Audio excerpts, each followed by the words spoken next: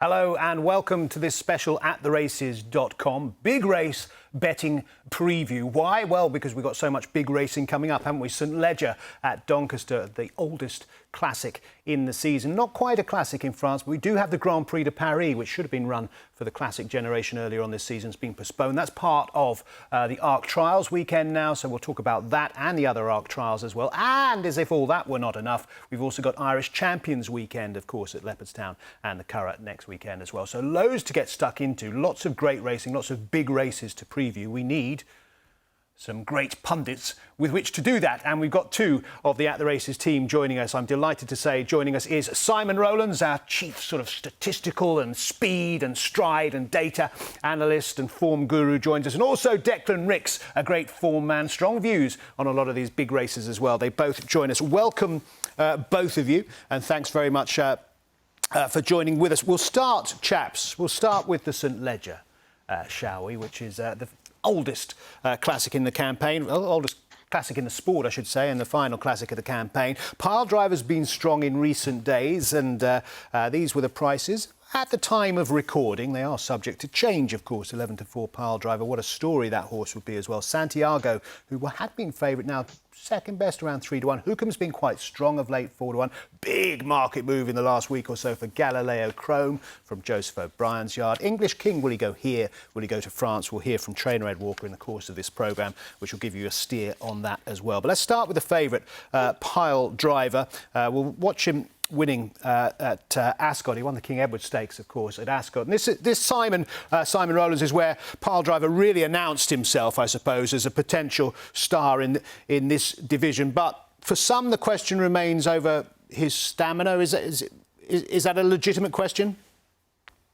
I believe it is, Sean. There's no doubting that Pile Driver is a really good horse. He won the Great Voltigeur. He even managed to carry a penalty in that. And he won it in really good style. And prior to that, at Royal Ascot, he was a convincing winner. His runs have been at a mile and a half or shorter so far, and he has tended to go quite freely in a lot of races. He saw off the race well, both at Royal Ascot and at York, but another 2.5 furlongs to go. And I think this is going to be a searching St Leger this time. You've got Subjectivist in the field who's likely to push on, and I would imagine the Aidan O'Brien team will be wanting to make it a good test of stamina for Santiago. So I don't think there's any hiding place in that respect. I've done some analysis on striding in the St Leger over the years, and there's a particular type of striding signature that horses tend to have when they perform well in the St Leger, which is an ability to switch off at a slow stride cadence for about 2/3 of the race, and Pile Driver hasn't demonstrated that thus far. Doesn't mean he can't do it, of course, but he hasn't demonstrated that far. Cadence, the pace of the stride pattern there is what Simon's talking about there. Declan, where do you stand on Pile Driver? Has he got the class? Because obviously he's won the right races, the Great Voltigeur, a great trial. But where do you stand on the stamina question? Look, the stamina is, it is a question mark, no doubt. But, I do think in terms of ratings and ability and what we've seen from him this year, he is the standout horse. I think on my own figures, I've got him about £8 clear of Hookham, who obviously has probably more potential to progress. But class will bring him an awful long way. In my opinion, this horse should be running in the Arc. I think he's that good. I think in the current Andy Post Art market, he'd be fourth favourite just behind Gaiath and ahead of Rabia. So, the class will take him a long way, but the last 2.5 furlongs, it's obviously a question mark. Yeah, there are some useful stats guides on the At The Races website on the dedicated St Leger meeting section, which include the stallion stats for Leger winners. And you want really a sort of 10 furlong plus stallion signature, and that isn't quite there, is it, with Harbour Watch for Pile Driver. But the man who knows him better than any of us, of course, is his trainer, William Muir. Here's what he has to say about Pile Driver's chance. Come on, kid. We're now starting to go into the stage where he's becoming one of the best 1.5, 3-year-olds around. I mean, he's probably not the best, but he's in the top 3 or 4. He lobs along, he's relaxed. And people said to me, everybody said to me, we are going to go to the Leger, that's where we're going. People say, you're mad, he won't stay. But would he have won the Voltigeur with another 2 furlongs? Would he have stopped? Didn't look like he would to me. Would he have won at Ascot? That's a stiff track. Both, you know, York might be easier than Ascot, but Ascot, he kept going. He was running away from them. Well, until he does it, we'll have to wait and see, I guess, with Piledriver. But he's been strong in the market and he looks likely to go off favourite. We will wait and see. Santiago, been a little bit weaker in the market on 1 or 2 days this week, Declan. But again, in terms of quality, in terms of the class of form he brings, got to be a big player. Yeah, he is, no doubt, Sean. He's a Royal Ascot winner and the Queen's Vase, and then he obviously went on to win the Irish Derby. Look, I think in black and white, I think, you know, he's an Irish Derby winner, so we've got to give him great respect. But I do think it was quite a poor Irish Derby this year. In saying that, I was impressed with how he went through his race and how he got into the race for a horse who was dropping in trip and backing up off what was a tough run at Royal Ascot. This is the run here at Royal Ascot, which was on soft ground, and I just would point you to one thing: his knee action. He's got quite a rounded knee action, and he's been running on soft ground. It was soft ground this day at Ascot, and it looked like there was plenty of juice in the ground at the day when he won the Curragh. Looking at the weather, it looks like we're going to have a dry week at Donny, and, you know, good to firm ground maybe could have the potential just to see him outpaced in the closing stages. But obviously, look, he's trained by Aidan O'Brien. He's owned by the right guys. He ticks a lot of boxes, but I just think his form is comfortably below that of Piledriver's. But then on the other hand, he looks a guaranteed stayer. So, you know, as ever, it's going to be very intriguing to see how it all plays out. Yeah. That Berkshire Rocco line brings in Piledriver, of course, who beat Berkshire Rocco further, to be fair. Also, English King, of course, beat him in the Lingfield Derby trial. English King, we think, may be leaning more towards the Grand Prix de Paris. We'll come back to him later on, but we'll bear him in mind, Ed Walker's English King, of course, for the St Leger as well. So we're raising a few questions. Piledriver, we've got a bit of a question there. Santiago, a bit of a question. Let's move on to Hookham, who's the other key horse in the market. We're going to have a look at Hookham getting the better of Subjectivist. First and third, respectively, Subjectivist in the yellow and blue colours. This is in handicap company in the King George V Stakes at Ascot. He's gone on, of course, to absolutely dot up Simon in the Geoffrey Freer. Where does Hookham stand in your calculations? Hookham is a bit to find, but finding stuff is something that he's proved very good at doing so far. He wouldn't be winning a St Leger on this handicap win, where he was getting a lot of weight off Subjectivist. But he's improved by about 15 to 20 pounds with each and every run. And after this, I think he had a slight setback after this, which is why he's had a particularly light campaign. But his Geoffrey Freer win over Max Vega was really impressive. Looked to have loads in hand. And the striding analysis says he is a perfect fit for a St Leger winner. I think we're going to see quite a bit further improvement from Hookham. Quite possibly enough for him to win this. And he definitely should be effective over a mile and 3/4. OK. I'm going to come back to your stride analysis there with reference to the third horse there, Subjectivist. I really like Subjectivist. I tell you why, it reminds me very much of Sir Ron Priestley. He's a half-brother to Sir Ron Priestley, who went close in the St Leger. Mark Johnson didn't just hit the crossbar in the St Leger last year. He got the crossbar and the upright, because he had the second and third, of course, with Nairth Road back in third as well. Subjectivist, very similar profile to Sir Ron Priestley. Let's hear from trainer Mark Johnston about Subjectivist.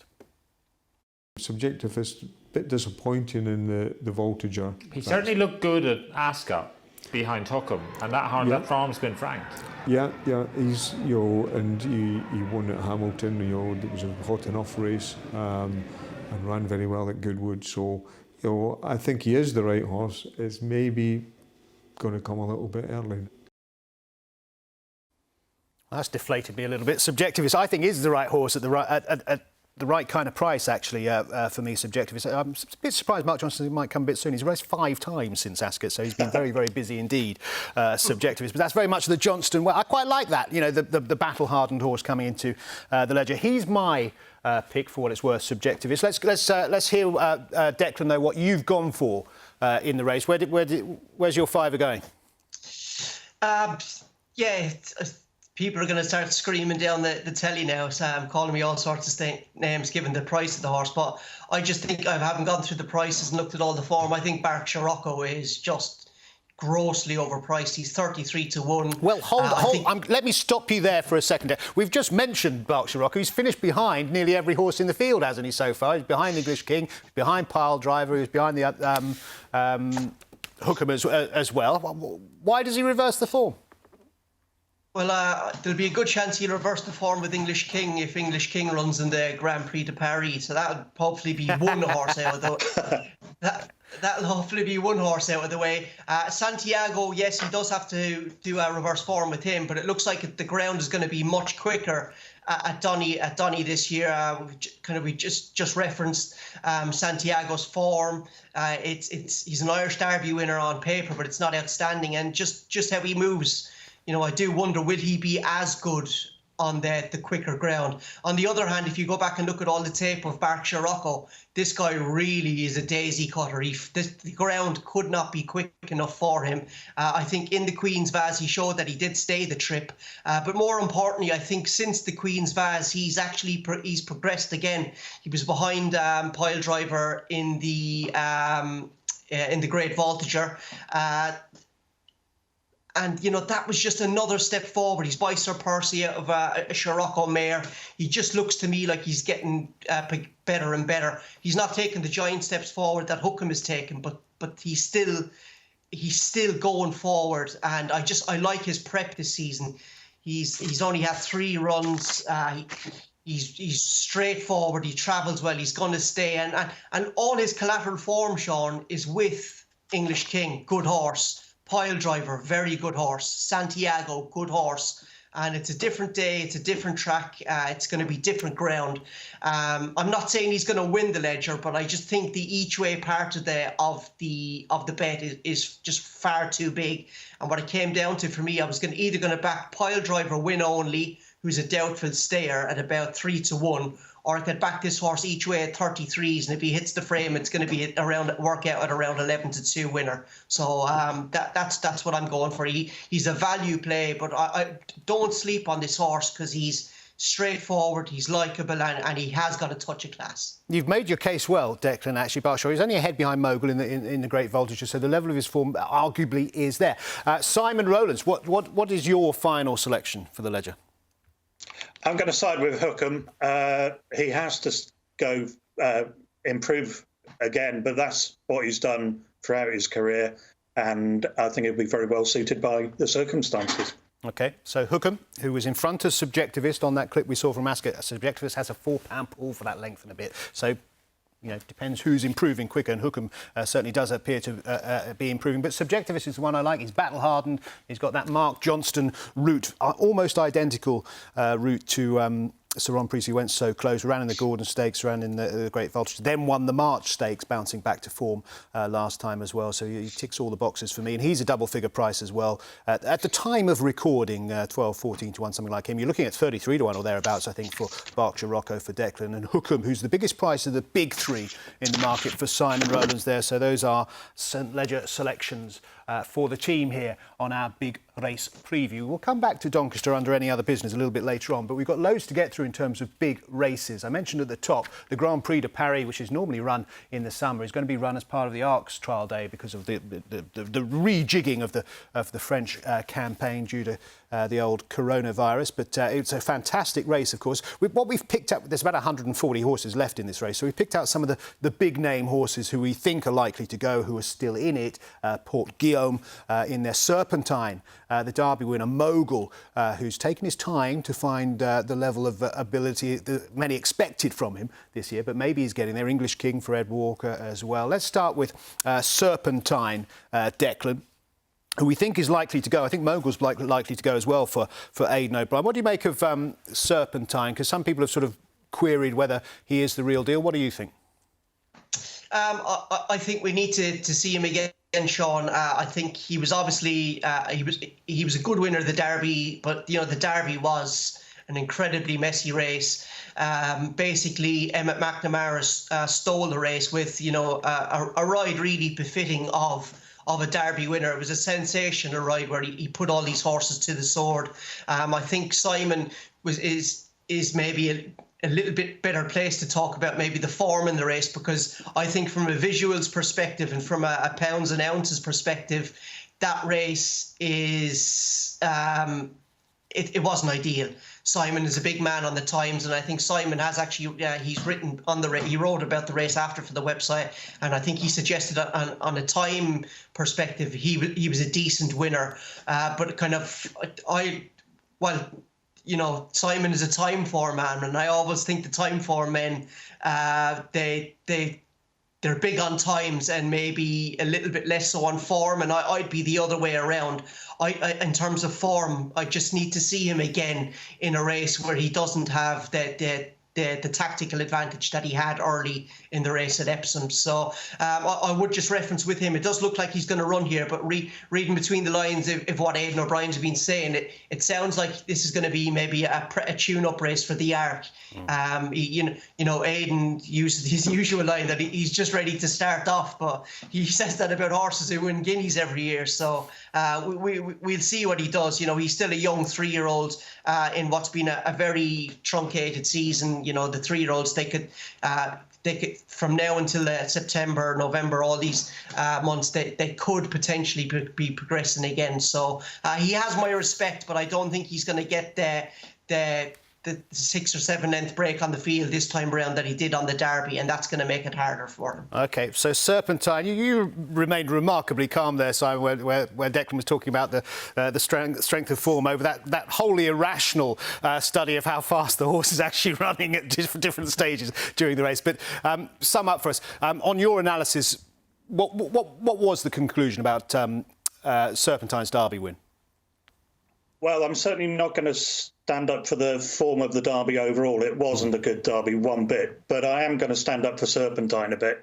There's a myth that he completely nicked the race, went slowly early on. He was actually the 5th fastest Derby winner of the last 26 in the middle section. That's how he got to win the race. He's got a monstrously long stride. Riding him like this is perfect. And one thing about the Grand Prix de Paris is I believe it's a win and you're in for the Arc de Triomphe, and that he would otherwise need to be supplemented.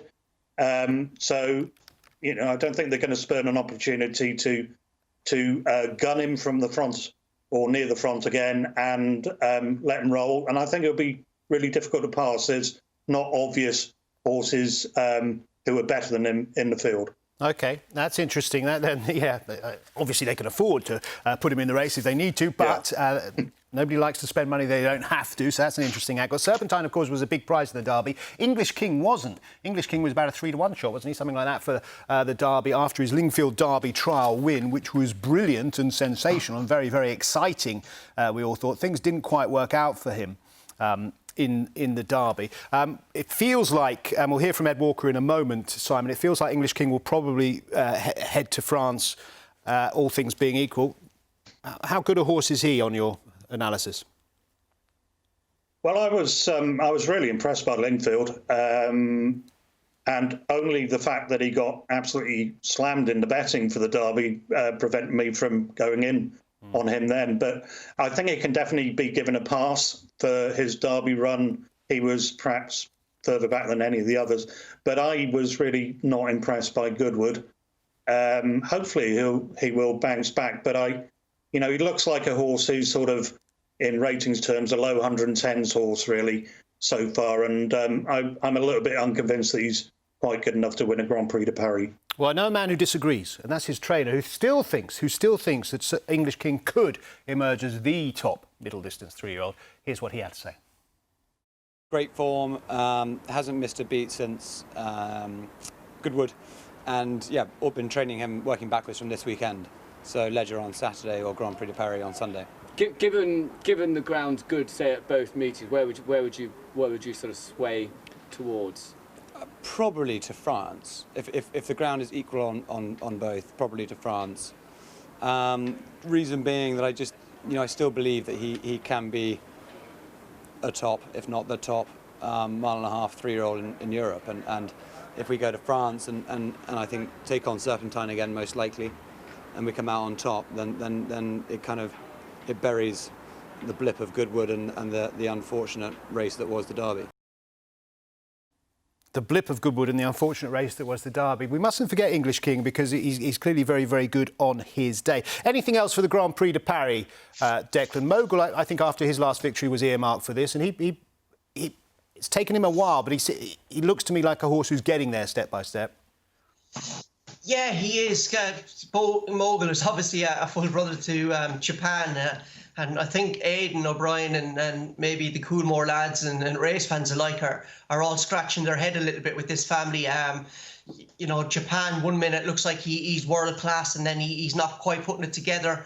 Mogul, you can forgive him the Derby run. You can, to be fair, 90% of the field in the Derby, you can forgive their run. He looked like he took the necessary step forward in the Gordon Stakes, Mogul, but then he couldn't beat Pile Driver, getting £3 off him in the Great Voltager. So that looked a step back. I don't know. He's a very hard horse to work out, but I try not to listen to. I listen to all trainers, but I try not to get sucked in by what they're saying. But this horse has been beaten enough times now for the Coolmore hype wagon to kind of to stop rolling. But they still believe in this horse. You know, what this horse has shown them at home is not supposedly what we're seeing on the track. And, you know, Aidan still believes in him. So we'll see. It sounds like he is going to run here with Serpentine. So we'll see. But for my money, I think English King is probably just going to be the bet in the race for me. Yeah. We don't have prices to hand at the moment, so English King, I think, might be a price, come what may. I tell you who else might be a price. A horse who was on that list is In Swoop, who won the German Derby, which didn't sort of figure on many people's radar, I don't think, Simon. But it was a massive field, as it often is, for the German Derby, and he's been earmarked for this race, so I'd respect him. It didn't really register very much on my radar either, but I did have a quick look at it a bit earlier on, and I think he's up to scratch German Derby winner, but it's going to require a bit more than that. The third horse in that, Grosser Jack, has kind of upheld the form since, but been beaten twice since, and In Swoop will probably need to improve by 3 or 4 lengths to go close even in a race like this, but that's certainly not out of the question. No, it's not. Port Guillaume as well for Jean-Claude Rouget, big player, the Ocar winner as well. Let's move on. The Prix Vermeil for the fillies and mares is the next race we're going to have a look at, and Rabiha, I'm sure, will be a key horse here, who comes in with a huge reputation and some performances to match. Valia, another interesting runner. Dame Malio, British Raider, of course. Alcandora, who's come up against a couple of these big fillies before, including Rabiha. More about that in just a moment. Let's start with Rabiha. We'll see her winning the At the Races, I think it was, or the Sky Sports Racing, was it? Deauville Prix de Psyche last time out. Alcandora in Godolphin Blue finishes third here. It doesn't get the best of runs, but Rabiha far too good. Simon, first of all, on Rabiha, how good do we think she is? Because, you know, the buzz around her is very big. Yeah, I personally don't think she's as good as she's being made out to be. She's as short as 10 to 1/3 favourite for the Arc de Triomphe, which tells you she's likely to be pretty short in the Vermeil. This is an impressive victory, but particularly late on.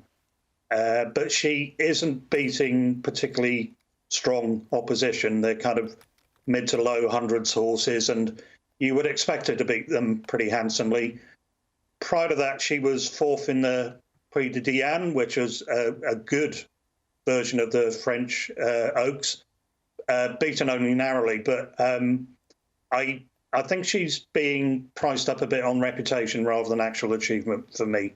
OK. Alcandora finished third there, went on to finish third in the Prix de la Nonette back at Deauville next time out, where I thought she was even more eye-catching. What about your take, Declan? First of all, on Rabiha, or anything else that you looking forward to seeing in this field? Yeah, it was kind of it was interesting there. I was hoping we could see the Prix Diane run, because for me at that day, and I don't know what you guys think, but if having watched the replay of the Prix Diane a good few times, the trip that Rabiha had, you know, was terrible. She was 3 wide for lots of it. She got no cover out wide. She travelled probably a little bit too well because she didn't get cover. And for me, even though she lost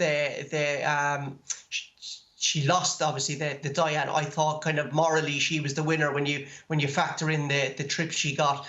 I totally agree with Simon. She's quite short now in the arc market, which on what she's achieved. I think on my figures she's got about another £10 to find with an able. But look, I suppose again, we're dealing with a very strange COVID-19 affected season. She's a 3-year-old filly. She's entitled to progress again, but I think she's priced up definitely in the arc market. Like she's already a 120 plus filly, and I don't really think she is. One horse that I would give a mention to here, Sean, it looks like is going to run as the Irish Oaks winner. She's not actually on that list, unfortunately. Is Rowlands Even So, who's actually owned by the Coolmore partners. She is a really likeable filly. She's straightforward, she travels well, and I think she will give Rabia a race. The only thing, obviously, we're previewing these French races without the full entries. We know how it's going to turn out. If the ground had a little bit of juice in it and the race mapped like it was going to be strongly run, I do think Even So will give Rabia plenty to think about. But if it's going to be your typical French race, I think Rabia is probably just going to have a little bit too much gears for her late. So we'll see how it goes. But yeah, it looks like Even So is an Irish Oaks winner is going to run, and it looks like Rabia, who's obviously close up in the French Oaks, is going to run. So we're going to get some nice overlapping form for later in the season. We are. Let's throw some more French/English form into the race. Dame Malio, who we're going to see winning a Group 2 at Deauville. This is Dali Prix de Pomone, and since then she's won the Princess of Wales Stakes at Newmarket as well. This was the one that Simon, many of us thought might keep Edvorn still in training, but he is going to hang up his trainer's licence. But he could go out with a bang with this one. Yeah, I think so. I think that Malio has got plenty going for her here, not least the fact that she races handily and gets on with it, and has got a really good attitude, as we can see in her victory in this race.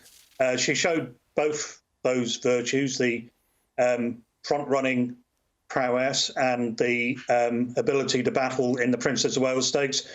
Since then, she's been got involved in a really messy race of the Prix Von Europa at Cologne, was beaten only narrowly. I think she's better than that. She's had only 7 runs in her lifetime. She's actually, although she seemed to have been around for a while, she's a filly who still has potential. And I think in what French races often are messy, she is a pretty no-nonsense performer, and a performance like the one we've just seen could take her very close in this. OK, so Dame Malio, strong vote for Simon from that. I'm going to throw in Wonderful Tonight from David Menouzier. David Menouzier said that she could go in the Leger if it was wet at Doncaster, because he thinks that she will definitely stay. But Wonderful Tonight, I think, has certainly booked a ticket in that kind of race as well. Really excited about her. We mentioned the Prix de Diane, Declan. You think that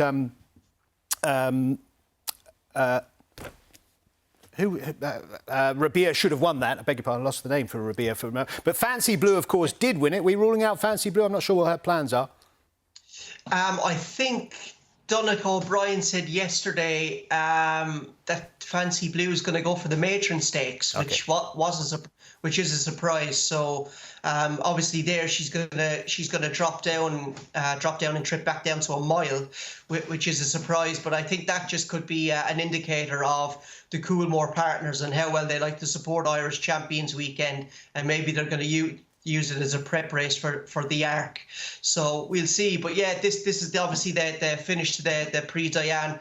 Very good race with Alpine Star, who's obviously was brilliant at Royal Ascot, and then again in the Jacques Le Marois, you've got Peaceful and Irish 1,000 guineas winner in there. You know, this was a good race, but unfortunately, what we didn't see in that VT was the early and middle parts of the race, where Rabia was trapped out wide and couldn't get any cover and travelled probably a little bit too well. So yeah, we'll see. We obviously, again, we don't have prices for this, but I think whatever beats Rabia in this race is going to be a good horse. Yep. Yeah, well, we will see. We will see how it pans out. Let's talk about another big race on Arc Trials Day, the Foy, over the same trip, of course, but for the older horses. And this is where we see the remodelled Stradivarius in action. This is going to be his stepping stone, they hope, to an Arc challenge for him. We've got Weighted Paris. We'll come back to him in a moment. But let's look at Stradivarius first of all. And on the one hand, Simon, you can see exactly where Bjorn Nielsen is coming from in terms of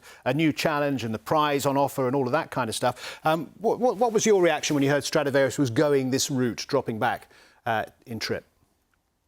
I was pleased, to be honest. There are reasons why I don't think he'll necessarily win the Foy, let alone the Arc. But I do think it's a punt worth taking. Easy for me to say, as I'm not paying the bills. He's a horse, a staying horse who has got remarkable turn of speed. He has run 11-second splits several times, including when he got Gaiathed in the Coronation Cup at Newmarket.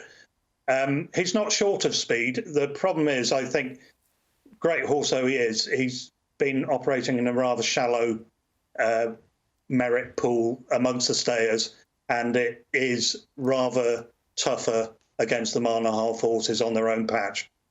Yes. Yeah, and notwithstanding the pace that he's shown, of course, lots of other horses have similar sort of pace credentials, I guess. We touched upon Japan in passing, Declan. Is he on our radar for this? Do we know what the plans are? Again, it's a little bit up in the air, but Aidan was suggesting, and just given the history of the Coolmore partner supporting Irish Champions Weekend, I don't think it'd be surprised if he ran in the Irish Champion Stakes. We'll see. We're all still a little bit guessing in this, but this is probably we're just watching it here. Japan's running the Arc last year behind Wildgust and Enable and Sotsas. This is probably his career best effort on ground that I'm sure he probably wouldn't have enjoyed. This particular day he didn't travel like he normally does under Ryan Moore, which was maybe indicative of him not liking the ground.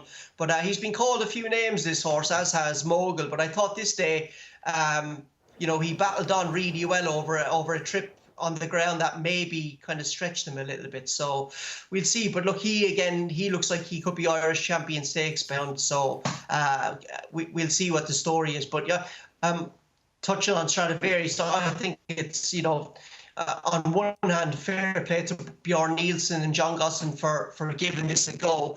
But on the other hand, I like to see horses in races where they can win. And, I'm not saying he can't win the Foy. I actually think he will win the Foy this weekend. But whether he can win the Arc, that's another matter. But we shall see. OK, we must mention Way to Paris, Simon. I don't know whether his figures and his sectionals sort of stand this up, but he seems to be better than ever this year. He's a serious horse, isn't he, on what he's shown us this year? Yes, absolutely. He would be my pick in the Foy. He's had a bit of a break since his last run behind Sotsas in the Prix-Gannet. But he's a really ultra-consistent performer, Way to Paris, and he's had to do it the hard way, not the kind of conventional hard way of going from the front, but of actually picking up races from behind, which where the leaders are still quickening. And he's managed to really up his game this season. And also, he used to be a fairly inconsistent horse. He's absolutely dead reliable now. And I think he'll be a very difficult horse to beat in this. And whether or not the Arc proves to be a bit too much for him. Yeah, no, I wouldn't disagree with any of those comments. Let's just wrap up with some... we're all asked to try and take one of the horses that we've talked about going into the weekend. Obviously, selections are a little bit up in the air, but Simon's made his case for Dame Malio at probably a price, we would think, in the Prix Vermeil. She could be very, very good. English King sounds like trainer was pretty keen to head for the Grand Prix de Paris, so Declan's gone for that. I've gone for Alcandora. I just think she's improving with every run. She's got a reverse form with Rabia. There's no Torquil in this race, but Rabia she needs to reverse form with, but she went better, I thought, against Torquil the next time. And that's worth looking at on the At The Races website, that particular video, and see if you agree. That's on attheraces.com. Right. We've talked about the Leger. We'll come back to Doncaster in a minute. We've talked about all those wonderful races at Paris-Longchamp. Let's turn our attention to Ireland now, because it's Irish Champions Weekend, Leopardstown and the Curragh. Let's start with the big one, though, the Irish Champion Stakes at Leopardstown on the Saturday. And Gaiath, well, the vibe seemed to be that he's heading that way. I saw Aidan O'Brien quoted the other day saying we'd love him to come because, of course, it will make the race 2-1 Magical, 6-1 Alpine Star, 8-1 Lord North and 12-1 and bigger bar those. So let's start with Gayath. I'm going to come to you first, Simon, on Gayath, because this is a classic visual versus actual data kind of horse. Visually, he looks incredible sometimes, what he's doing to his opponents. Is that borne out by the clock as well? Very much so. In fact, if anything, he's more impressive in terms of his numbers and has been throughout.